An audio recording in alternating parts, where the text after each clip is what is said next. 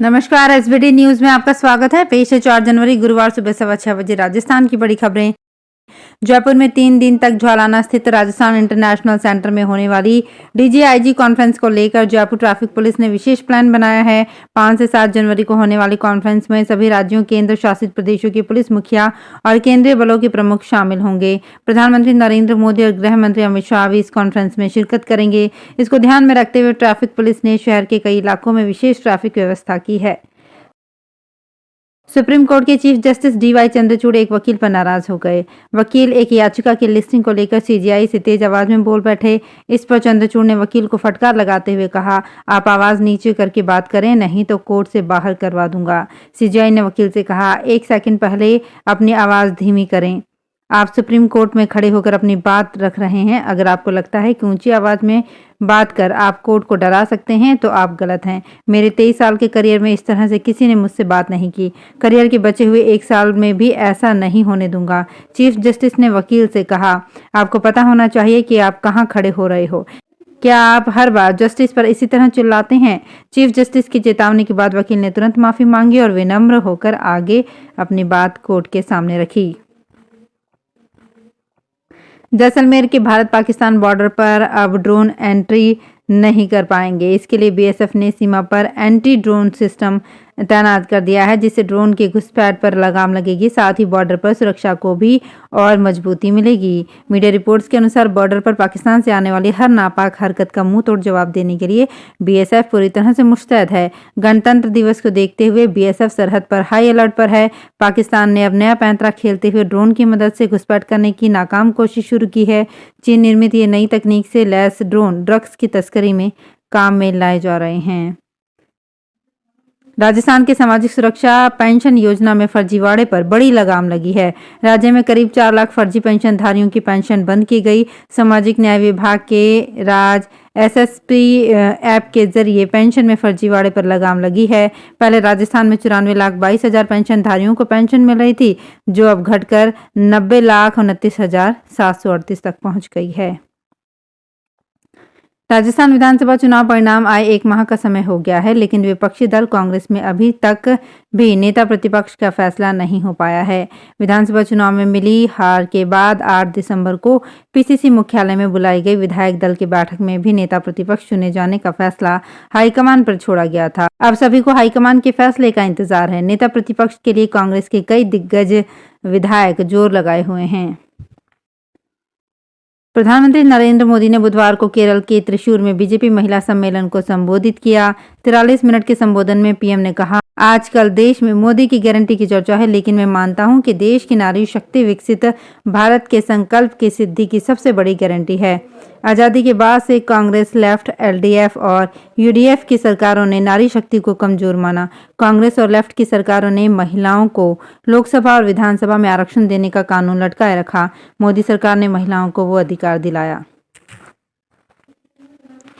नूतन वर्ष पर जनमानस को आशीर्वाद और भक्ति रस का आनंद देने के लिए श्री कृष्ण बलराम बुधवार को जयपुर के भ्रमण पर निकले। हर वर्ष की तरह इस वर्ष भी अंग्रेजी नववर्ष के आरंभ में हरे कृष्ण मूवमेंट जयपुर ने गुलाबी नगरी में श्री कृष्ण बलराम की शोभा यात्रा का आयोजन किया।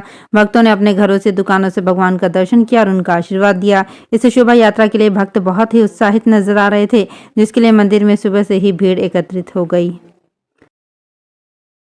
महिला आयोग के अध्यक्ष रेहाना रियाज की अध्यक्षता में बुधवार को राजस्थान राज्य महिला आयोग के अधिकारियों और कर्मचारियों की बैठक जयपुर में आयोजित की गई। आयोग अध्यक्ष ने प्रदेश की महिलाओं के उत्थान, सशक्तिकरण और आत्मनिर्भरता के संकल्प को साकार करने के लिए अधिकारियों और कर्मचारियों को आवश्यक निर्देश दिए। इनकी अनुपालना के लिए आगामी 3 महीने के कार्यविधियों पर आयोग की ओर से विस्तार से चर्चा की गई। मध्य प्रदेश के पूर्व सीएम शिवराज सिंह चौहान ने कहा, मुख्यमंत्री के पद तो आ जा सकते हैं, लेकिन मामा और भाई का पद कभी कोई छीन नहीं सकता। शिवराज ने कहा, कहीं ना कहीं कोई बड़ा उद्देश्य होगा। कई बार राज तिलक होते होते वनवास भी हो जाता है, लेकिन जरूर किसी न किसी उद्देश्य की पूर्ति के लिए होता है। शिवराज ने यह बात मंगलवार को बुधनी के शाहगंज में भाजपा कार्यकर्ताओं से कही। उनकी बातें सुनकर लाडली बहनें गले लगकर रो पड़ी। शिवराज बोले, चिंता मत करना, मेरी जिंदगी आपके लिए, जोनता जनार्दन के लिए, मेरी बहनों के लिए है, मेरे बेटे बेटियों के लिए है। इस धरती पर इसलिए आया हूं कि तुम्हारी जिंदगी में कोई तकलीफ नहीं रहने दूंगा।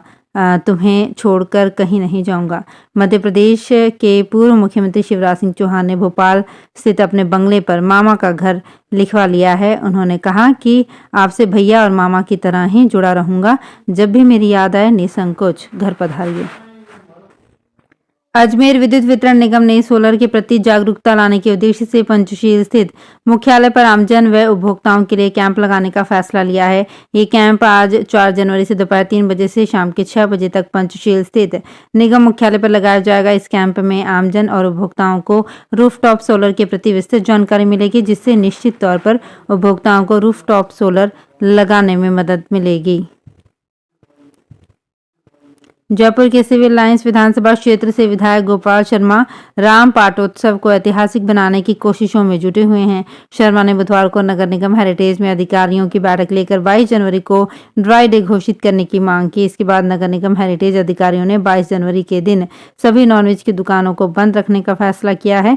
दरअसल सिविल लाइंस विधायक गोपाल शर्मा बुधवार को हेरिटेज नगर निगम मुख्यालय पहुंचे थे, जहां उन्होंने अधिकारियों और मेयर को संबोधित करते हुए 22 जनवरी के दिन ड्राई डे घोषित करने की मांग की। राजस्थान में 25 दिसंबर से 5 जनवरी तक शिक्षा विभाग ने शीतकालीन अवकाश घोषित कर दिया था, लेकिन वहीं दूसरी तरफ धौलपुर शहर के कई निजी स्कूल संचालक राज्य सरकार के इस आदेश की पालना नहीं कर रहे हैं। शहर में संचालित कई निजी स्कूल मंगलवार को ही खोल दिए गए, जिनमें सर्दी के बाद भी स्कूलों के संचालकों ने बच्चों को बुलाया। अब शिक्षा विभाग ने ऐसे स्कूलों को चिन्हित करने के लिए निर्देश जारी किए हैं। शहर में निजी स्कूल संचालकों की मनमानी के चलते विद्यार्थियों को जनवरी के पहले सप्ताह में पड़ने वाली सर्दी में ठिठुरते हुए स्कूल जाना होगा। निजी स्कूल संचालक सर्दी में अवकाश होने के बाद भी सरकार के आदेश को हवा में उड़ा रहे हैं। राजस्थान विधानसभा अध्यक्ष वासुदेव देवनानी बुधवार को वागड़ के दौरे पर रहे। उन्होंने डूंगरपुर जिले में उमिया नगर चित्री में प्रथम उमिया माताजी मंदिर के दर्शन किए एवं पूजा अर्चना की, राज्य की खुशहाली की कामना की। इस अवसर पर उन्होंने कहा कि मां उमिया शक्ति का प्रतीक है, जिनके दर्शन करने का आज मुझे सौभाग्य मिला है।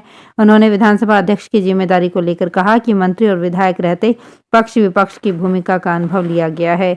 ऐसे में अब सभी सदस्यों ने जो जिम्मेदारी दी है उसका बेहतर निर्वहन किया जाएगा। धौलपुर के सैपाऊ क्षेत्र में भीषण सर्दी से विद्युत अव्यवस्था से आमजन परेशान है। एक ओर छात्रों को पढ़ाई में व्यवधान हो रहा है, तो दूसरी ओर बिजली की आंख मिचौली से दूर दराज के ग्रामीण क्षेत्रों में रात भर किसानों को बिजली की आस में जागकर फसलों में पानी देने का इंतजार करना पड़ रहा है। ग्रामीण क्षेत्रों में हालात बद से बदतर बने हुए हैं। ग्रामीणों ने बताया कि शाम 6 बजे से रात के 9 बजे तक सिंगल फेज बिजली की सप्लाई की जाती है, जब रात 9 से 12 बजे तक 3 फेज सप्लाई के बाद विद्युत आपूर्ति बंद कर दी जाती है। 12 में निरंतर तापमान में गिरावट के कारण रबी की फसलों में पाला पड़ने की संभावना बढ़ जाती है। रबी के मौसम की फसलों जैसे कि चना, सरसों, मटर, अलसी, जीरा आदि फसलों में पाले से लगभग 80 से 90% तक नुकसान हो सकता है। बारां के संयुक्त निदेशक अतीश कुमार शर्मा ने बताया कि सर्दी के मौसम में जब तापमान 0 डिग्री सेल्सियस या इससे कम हो जाता है, तब हवा में उपस्थित नमी और ओस की बूंदें बर्फ के छोटे छोटे कण में बदल जाती हैं। इस परिणाम स्वरूप कोशिका भित्ति फट जाती है, जिसे पाले के नाम से जाना जाता है। तो फिलहाल खास खबरों में इतना ही। ताजा खबरों की जानकारी के लिए देखते रहिए एसबीटी न्यूज। धन्यवाद।